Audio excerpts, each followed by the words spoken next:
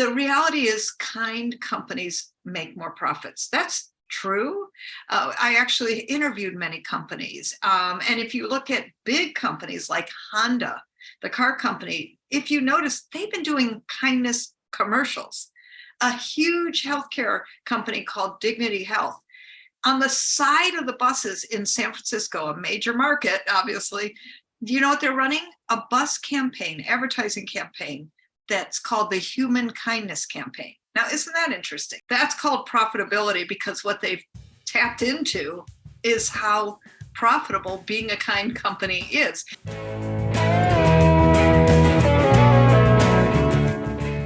Welcome to Gratitude Geek, the relationship marketing podcast for micropreneurs building lasting, genuine relationships with clients, colleagues, and community. I'm your host, Candice Rodardi, and today I'm joined by Jill Lublin. Jill is an international speaker and author specializing in publicity, networking, kindness, and referrals. With 4 best-selling books, including Get Noticed, Get Referrals, she is a recognized expert in her field. Her latest book, Profit for Kindness, reached number 1 in 4 categories.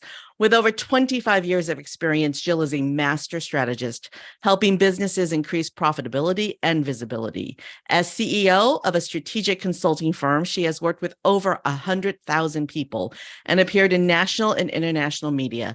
Jill offers a virtual publicity crash course, consults globally, and has shared stages with luminaries like Tony Robbins. Welcome, Jill. I am so delighted to be here. Thank you. Oh, this is going to be a fun conversation. So tell us your story. How did you get to where you are today?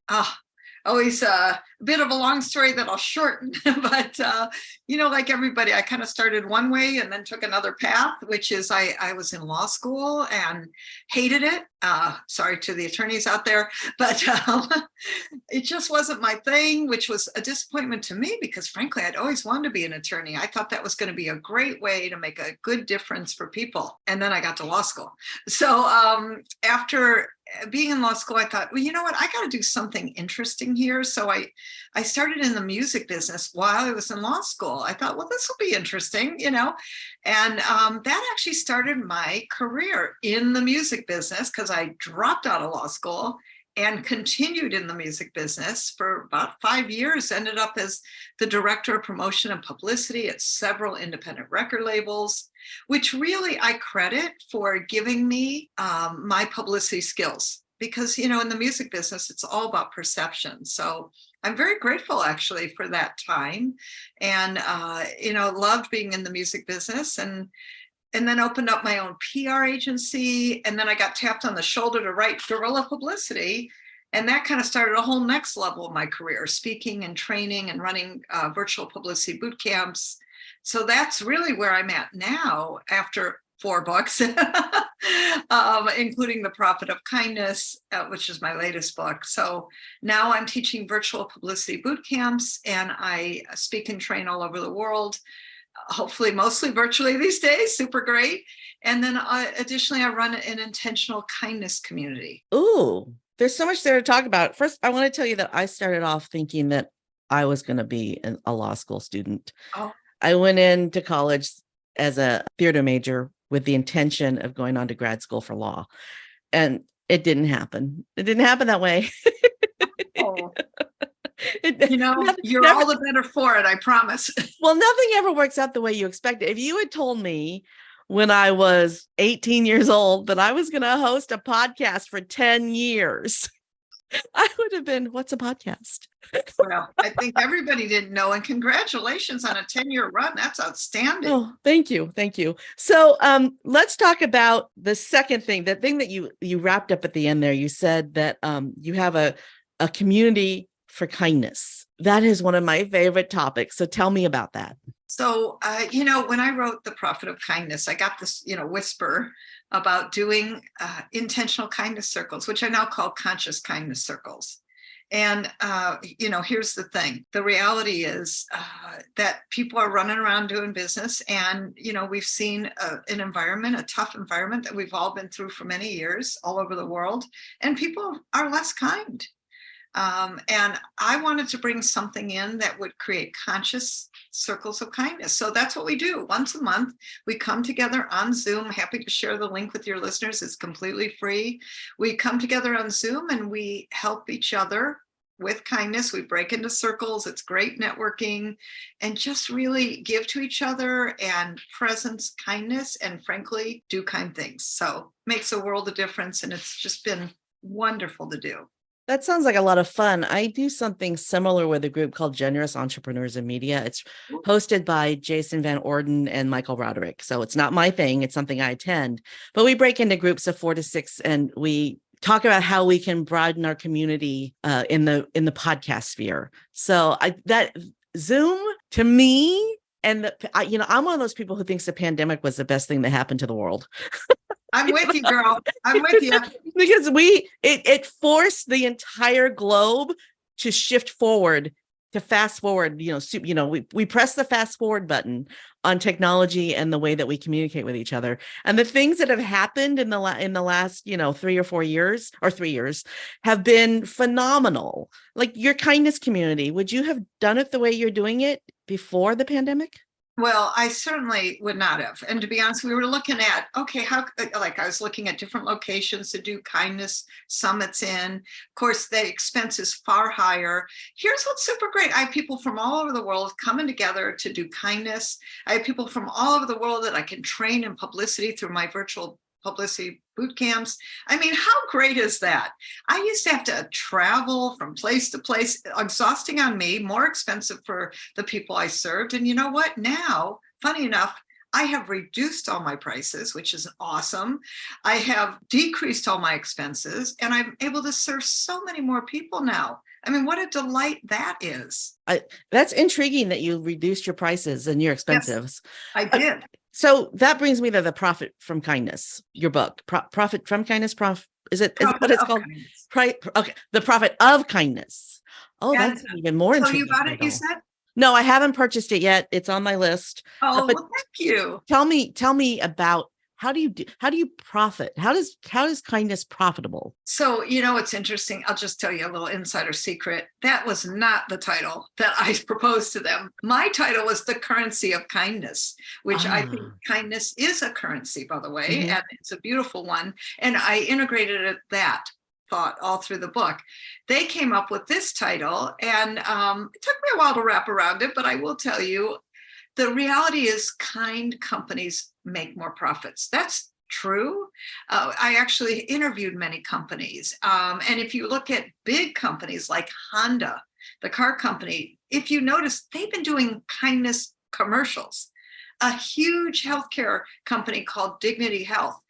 On the side of the buses in San Francisco, a major market, obviously, do you know what they're running? A bus campaign, advertising campaign that's called the Human Kindness Campaign. Now, isn't that interesting? That is interesting. That's called profitability, because what they've tapped into is how profitable being a kind company is. It was kind of like being green was a couple of years ago, all the rage, and frankly, people jumped on it. And I'm so glad they did, because our world certainly needs it. And being green, besides being Kermit the Frog, was really important. Well, same thing, funny enough, with kindness. If you look, it's really in the lexicon now. It's in the language. It's people are talking about it as a general subject. So that's really good. So, not to sound cynical, but I'm gonna. It's really easy to say that your company is green, and it really isn't. Right. Because there's no chain of custody there. There is no complete chain of custody on green. As much as we wish there was, there isn't. But if you're saying that your company is kind, but it turns out it's not, that's very transparent. Yes, it is transparent. And, yeah. I like this kindness trend a lot better than the green trend. Although I do wish that more of us were taking responsibility for using our resources wisely. I was a Girl Scout. Use your resources wisely was one of our tenets, right? I wish that we would use our resources wisely. I try really hard to reuse everything I possibly can. I even this is crazy, but I have a favorite brand of kombucha, and the bottles are glass and they're perfect for water bottles. I have a collection of reused kombucha water bottles that I fill up with water and I use them to drink water from. Absolutely fantastic. Yes, we do have to, big time. I mean, I just came back from Thailand and I have to tell you, everywhere I went, they were giving me plastic bags. I'm like, no, I have a backpack. I can just put it in here. No plastic, please. And I think all through the world, we really have to take responsibility for this. Yeah. And reuse, recycle, all that good stuff and reduce, frankly. Yeah. And as each of us does that, well, guess what? Same thing with being kind. As each one of us does, I like to promote a conscious act of kindness every single day. Like imagine this, one conscious act of kindness every single day from every single person. What a more beautiful world it would be, right? Just that. Well, it produces ripples. If you're kind to one person, they'll be kind to one person, and so on and so on. It just causes ripples. So imagine what happens when you're kind to 5 people and they're kind to 5 people. Yeah. And so remember that was it Breck hair shampoo from the 70s and so on and so on and so on. I love that. I love that. I just love that. I'm a real big fan of this concept. I always call it growth through gratitude, but profit from kindness is the same concept. If you're grateful to somebody and you express your gratitude, you'll find more to be grateful for. If you're kind to people and you express your kindness, you will find more reasons to be kind. Yes. Oh, so brilliant. So brilliant. So I'm really curious about this Guerrilla Publicity book that I see over your shoulder. That's not one of the ones that I had my eye on when I was researching you. And it was your first book and they tapped your shoulder to write it. So talk about that story. So, I was doing my thing, meaning running a publicity agency. I've had many years of experience up to that moment, including my experience in the music business and helping entrepreneurs and small business owners as a PR person. And one of my colleagues is a book agent. And he said, I'm friends with J. Conrad Levinson, who is the godfather of guerrilla marketing, for any of you who might have known that book. And if you don't, get it. You need to get that book. Yeah. Absolutely. It's a classic. And so J. Conrad Levinson said, Jill, you're the expert in publicity. I want you to do the book. So I did. And that's what I mean about being tapped on the shoulder. And once, I was blessed to be in this, and this is my 3rd edition, actually, because of course we update it with blogs and podcasts and, what's up now, right? This is 3rd edition of, keeping up with the world of publicity. And I just want to say as an aside, that's actually important, is you've got more publicity opportunities than you've ever had before. Everybody. And I just think that's exciting because some people go, oh, they're lamenting the loss of a few newspapers. And I'm saying, hey, guess what? Your opportunities have multiplied with podcasts and blogs and online and offline publicity. Wow. So I'm super excited. And it's ever changing this morning. So this episode is being recorded in late June, listener, if you were wondering why I'm talking about something that's old news now. But this morning I got an email from Stitcher, which was one of the old school, most popular podcast players out there, and they are shutting down. They got purchased by another company and they are shutting down Stitcher, and all of their traffic is being diverted to who bought them. I can't remember now who bought them, but so it's ever evolving, ever changing. I want to go backwards just a little bit to fundamentals because some people might not understand this. I'm going to share a story and then I'd like you to define 3 things for me. So the story is back in 2007, I got an email from Elle Decor magazine. And it said, we're doing a feature spread on your client's home, and we would like to feature one of your products in the spread. Can I get the information on it? So that magazine article went out in 2008. And for 10 years, that particular bed was our number 1 selling item. My husband and I had a custom furniture business. Wow. So the publicity that we got from that magazine, that picture in a magazine that we were lucky enough to build for, the piece of furniture that we were lucky enough to build for the client, for the person in the spread, created 10 years of business for us. That's publicity. So can you please define advertising, marketing, and publicity for the listener? Absolutely. And Candace, congratulations. You just underlined exactly the value and the ROI on publicity. And it's free, right? You didn't pay for that. No. Free. And you just said for 10 years, because 10 years. Here's the thing. I want you all to understand publicity is the gift that keeps on giving. You can leverage it. You can consistently use it. You can say you've been seen and heard and constantly and consistently. So it's very powerful. I want you to think of marketing like a tree, right? The tree is called marketing. Branches of the tree are called advertising, publicity. Advertising you pay for. It's expensive, just tell you. I mean, I'm not against it. I think it's in some cases, it's a good thing. Publicity is free. You can't control all of the content.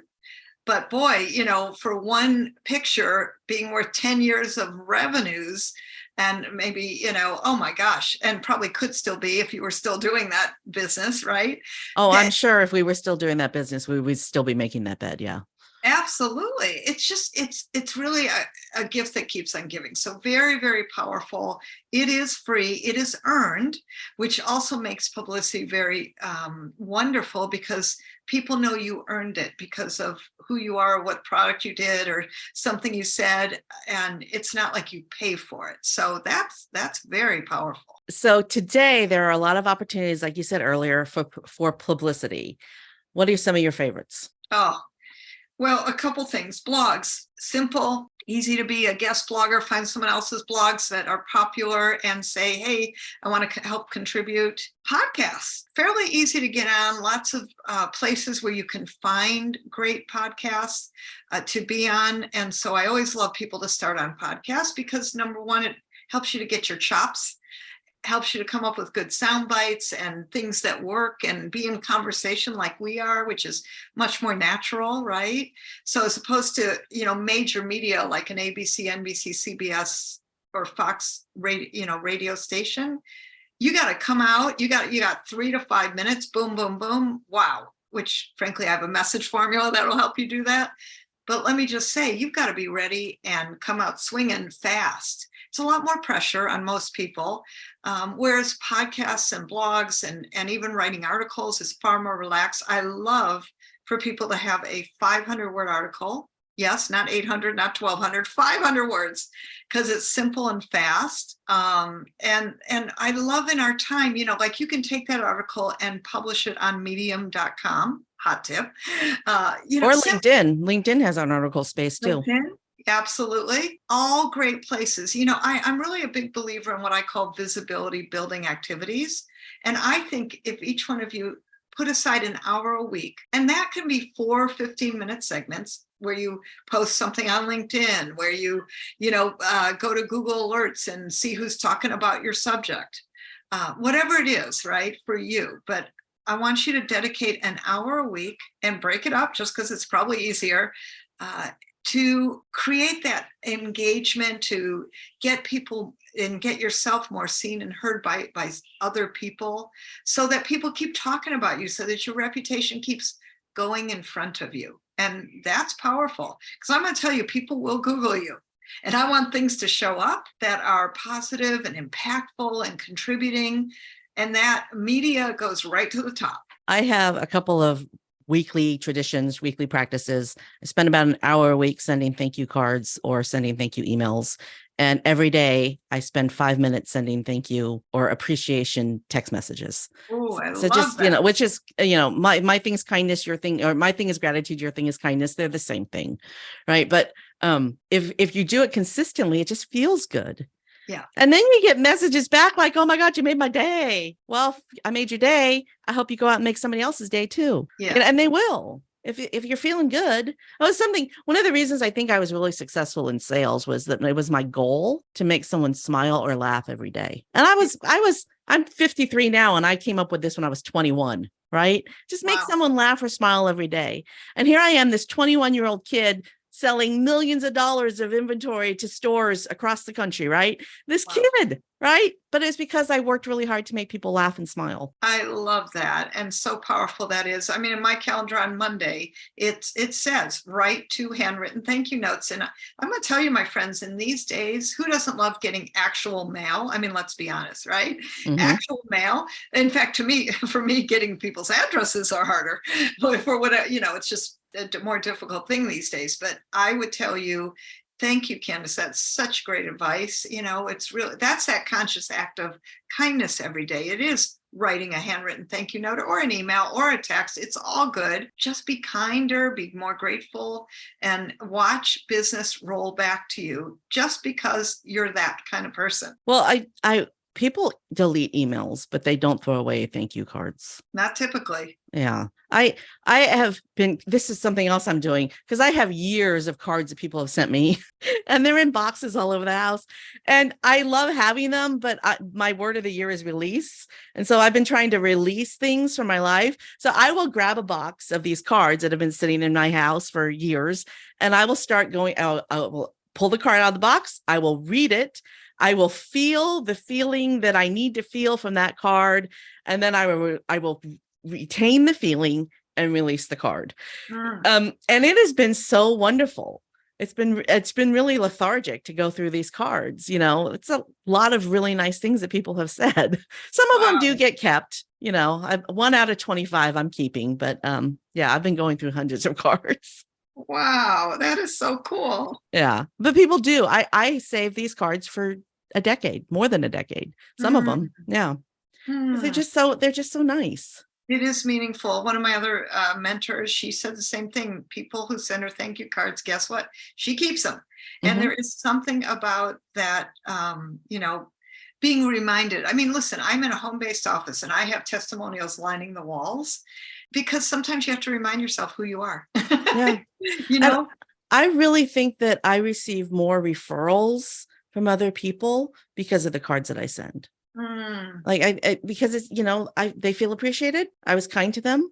So they're going to be kind to me. That's the law of reciprocity, right? Absolutely. If you're kind to somebody, they're going to want to be kind to you, but it's not just tit for tat.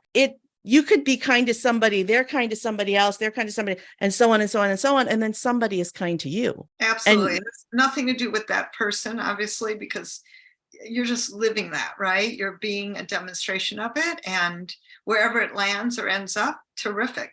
But I'll tell you something. I remember being introduced on a very big stage by a very famous person. And one of the things he said was, she's one of the biggest hearted people I know. And I remember, I'm all ready to go up professionally. And that moment melted me like, really? He said that? First of all, he didn't seem like that kind of guy that would notice, but the fact that he noticed, the fact that he spoke that in front of thousands of people set a stage of acceptance of me that nothing else in my bio could have said, even though the rest established my credibility.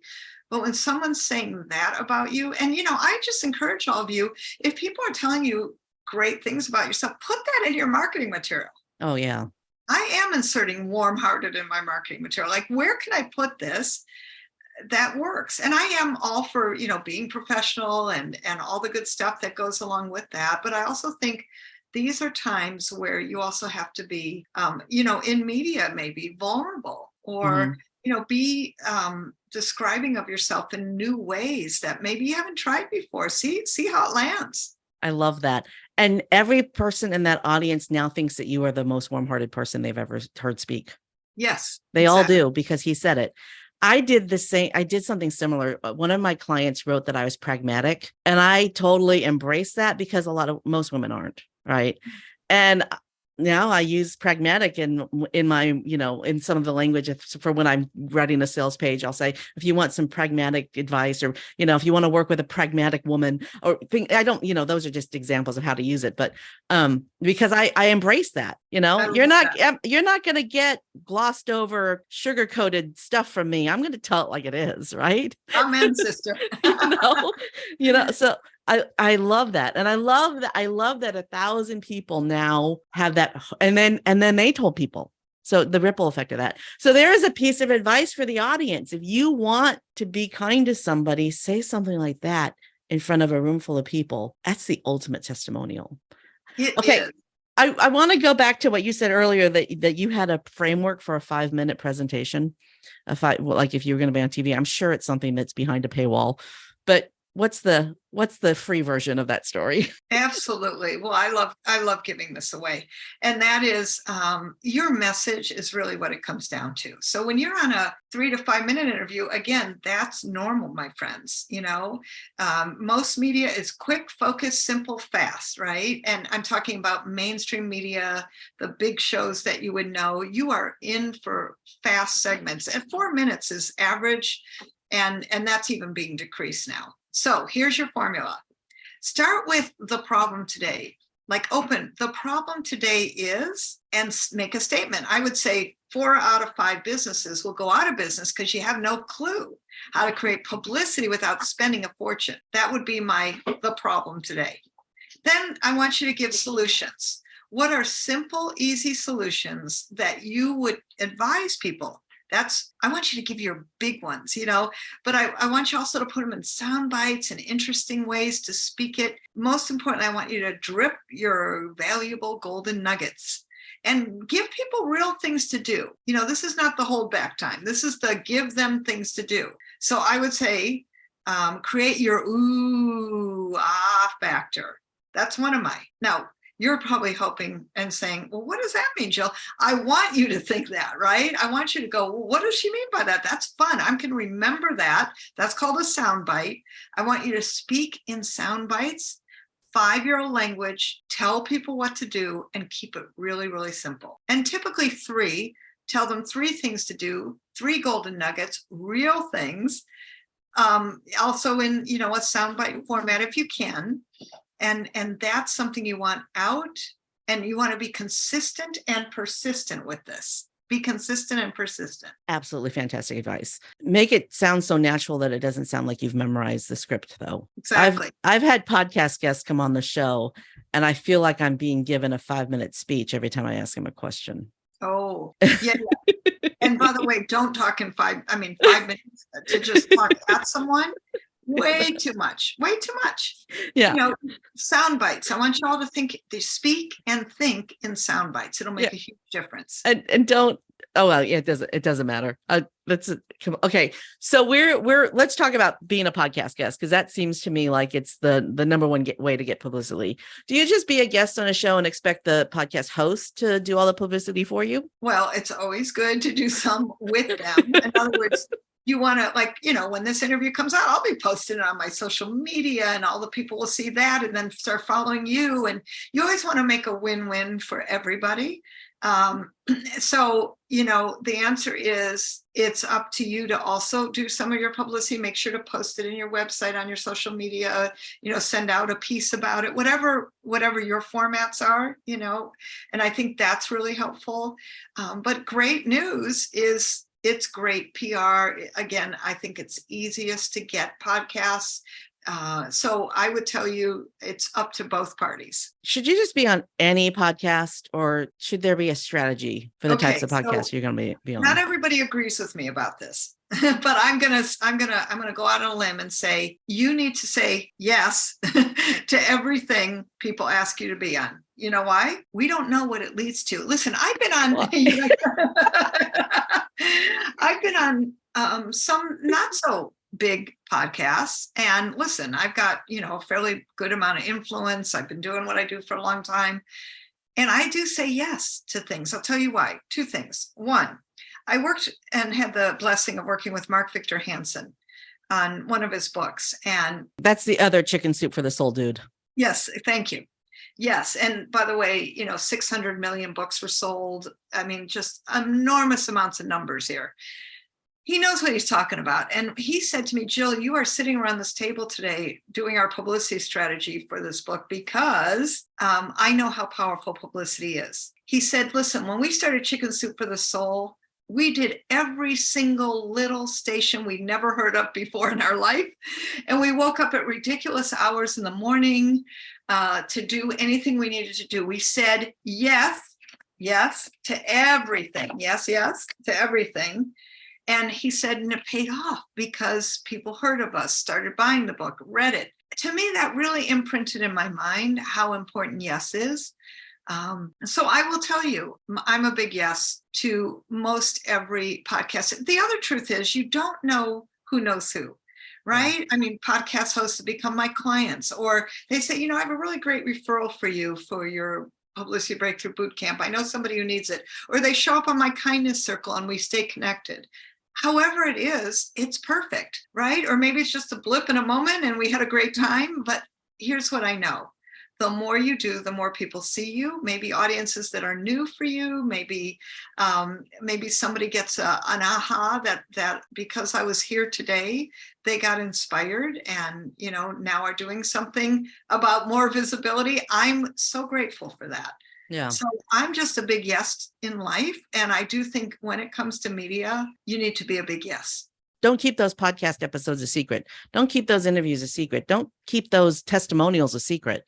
Share them. I'm a huge proponent of testimonials because I know that the testimonials on that custom furniture website sold to the next customer. And I know that saying thank you with a gift to each one of our clients turned into a testimonial because they wouldn't have thought to send the testimonial if I hadn't have asked for it in the thank you card.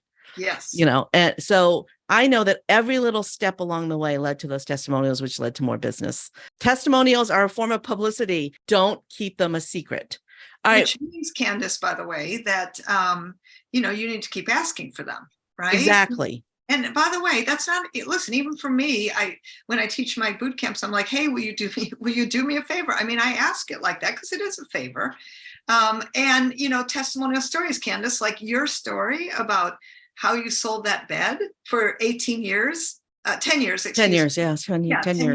I asked you, would you put that in an email and share that story with me? And you know what, Candace, when I tell that story, guess what that's for you? Publicity. Mm-hmm. Say, Candace told me with her custom furniture business. Now she's a podcast host, etc. Yeah, and that teaches people how to say thank you. Right. Yeah. But I'm going to talk about you. Why I'm talking about the testimonial, why I'm reading your, why publicity works story. So one thing why I'm so big on people doing testimonials is that it's great publicity for you. So many people are just shy to use them. Shout it out. Shout it out and ask. This is crazy. It's hilarious. I have a coaching program called Robusta. Robusta coffee beans are smaller, but have a lot more caffeine. They're very potent coffee beans. So I named my coaching program Robusta. It's a monthly group coaching thing. But I asked the people in the group for testimonials for the sales page because I was building out the sales page. And my clients understood the assignment. Every single one of them used the word caffeine or coffee or percolator or something like that in their testimonial. And I asked a group of 12 people and 8 of them gave me a testimonial. Wow. So if you ask for something, they will give it to you. Thank you. So my friends, please, the point is ask. The point is ask. Exactly. I know that we are in a time crunch. So I want to talk about your favorite marketing tool, tip, or technique that you have right now. Oh, I love that. I'll tell you, honestly, it's publicity. I mean, not just because I do it, because I know how effective it is, how low cost it is, how it gets you back, like you're talking about with that bed, 10 years worth of sales. It's a gift that keeps on giving.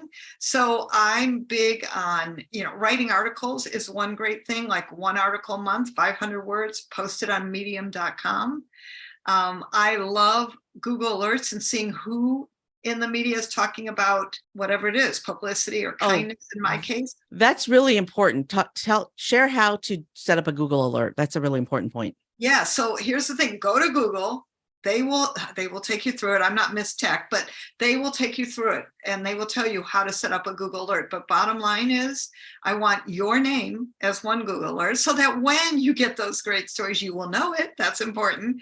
And number 2, whatever it is that you're doing in the world. Let's say you're a leadership coach. Type in the word leadership. And that way when people are talking about whatever you are needing, right? Yeah, well, and that's also a great way. And thank you for reminding me about this because I do have a Google alert set up, but I don't use it as often as I should. I get the emails and then I sort of ignore them, but I need to pay more attention. And I need to make sure that my alerts are accurate. But if you're running out of things to talk about on social media, Google Alerts will give you a whole list of things to talk about on social media if you have them set up correctly. And let me just say, when the Prophet of Kindness came out, so I put in the word kindness, and of course, Jill Lublin, separate. They're separate. They're two separate ones. And by putting in the word kindness, did you know I found out that World Kindness Day is November 13th? I didn't know that before I wrote this book. I really didn't. I'm like, cool. Now I do a World Kindness Summit, by the way. I do monthly conscious kindness circles.